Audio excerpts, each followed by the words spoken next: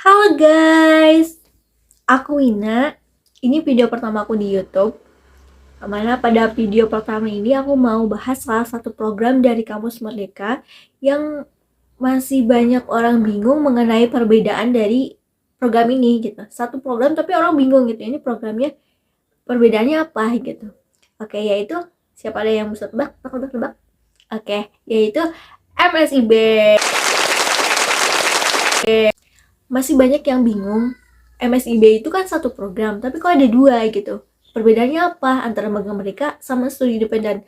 Oke, mari kita bahas.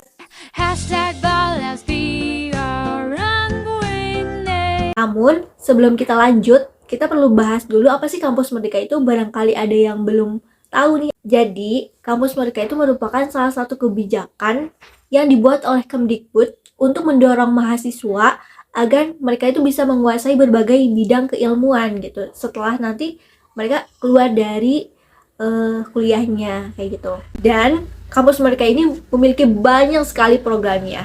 Kayak contohnya ada MSIB, terus ada Pertukaran Mahasiswa Merdeka, ada Kampus Mengajar, ada wirausahanya. Pokoknya masih banyak banget programnya dan kalian bisa cek apa aja sih programnya tentang updatean-updateannya di link ini. Oke, kita balik ke topik, yaitu salah satunya dari Kampus Merdeka ini ada salah satu program yang namanya MSIB. MSIB ini satu program, namun mereka itu ada dua cabang, yaitu Magang Merdeka dan juga Studi Independen.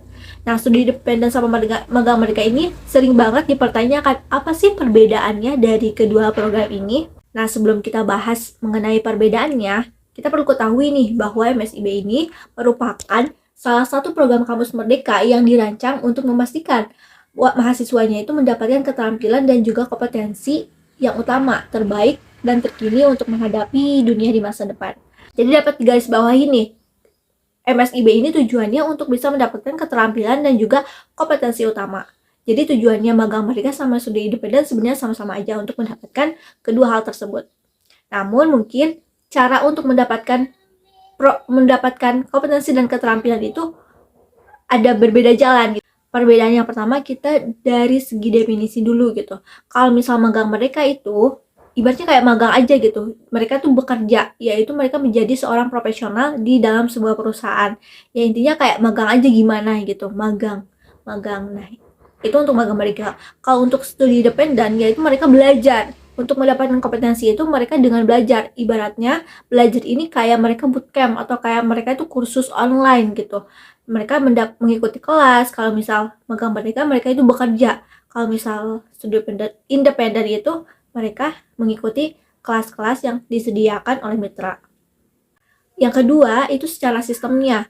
Nah, kalau misal magang merdeka itu mereka diberi proyek-proyek lalu kemudian dikerjakan oleh si pemegang tersebut. Kalau misal studi independen, mereka itu mengikuti kelas-kelas, kemudian nanti mentor akan memberikan studi kasus, lalu kita mengerjakan studi kasus tersebut. Jadi kalau misal magang mereka itu mengerjakan proyek dan yang diberikan perusahaan, kalau misal studi independen kita mengerjakan studi kasus yang diberikan oleh kelas si mentor tersebut.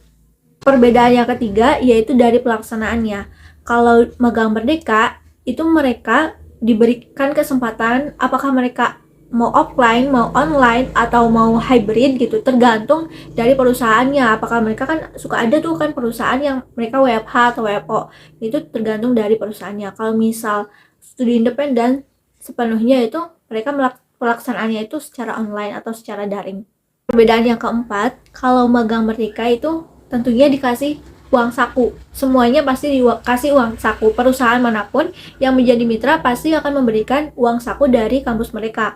Nah, uang sakunya ini ibaratnya kayak gajinya kamu gitu selama kamu kerja di sana, selama kamu menjadi pemagang di sana. Sedangkan studi independen, mereka tidak semuanya mendapatkan uang saku.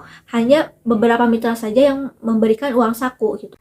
Nah, perbedaan di uang sakunya sendiri tentunya berbeda gitu. Kalau misal magang mereka, dia tuh ibaratnya kayak gaji aja gitu, secara gaji selama kerja di sana. Kalau misal studi independen karena online, jadi uang sakunya itu hanya sekedar untuk biaya internet saja. Namun meskipun begitu, nggak perlu khawatir karena dua program ini memiliki benefit yang tentu saja sangat lumayan banget gitu.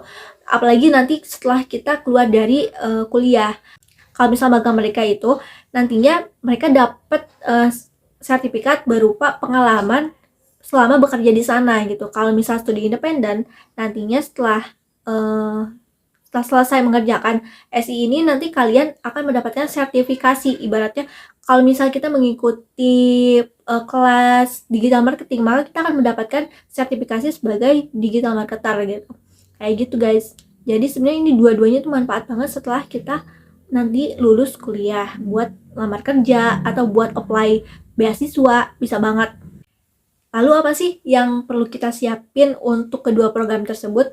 Nah, sebenarnya untuk persiapannya itu, persiapan berkas-berkasnya itu sama aja, dua-duanya sama aja karena dua-duanya itu merupakan satu program yang sama gitu, meskipun ya arah dan pelaksananya itu berbeda, sistemnya itu berbeda. Oke, mari kita bahas apa aja yang perlu kita siapin untuk magang merdeka dan juga studi independen bersertifikat. Untuk dokumen-dokumen atau persyaratan kita unggah, aku bedain menjadi dua, yaitu ada dokumen yang wajib kita upload dan juga ada dokumen yang opsional kita upload. Nah, kalau misalnya yang wajib kita upload, yang pertama ada CV, terus kemudian ada transkrip nilai, ada SPTJM, ada surat rekomendasi, KTP. Untuk surat rekomendasi, kalian bisa dapetin dari kampus atau bisa download contohnya di laman kampus merdekanya sendiri gitu, di laman MSIB-nya sendiri. Dan untuk SPTJM juga itu ada yang disediakan oleh kampus dan juga ada yang dari mitranya atau dari perusahaannya. Kalian bisa tanyain ke kampus kalian sendiri. Yang kedua itu ada dokumen opsional yang artinya itu kalian bebas, kalian mau upload atau mau enggak gitu.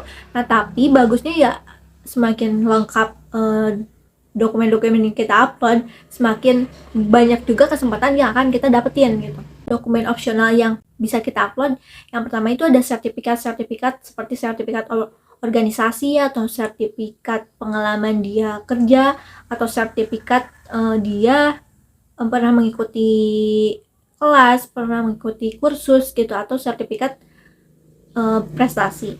Selain itu juga ada dokumen pendukung. Nah, kalau dokumen pendukung kalian bisa isi kayak misal contohnya portofolio, kayak gitu sih.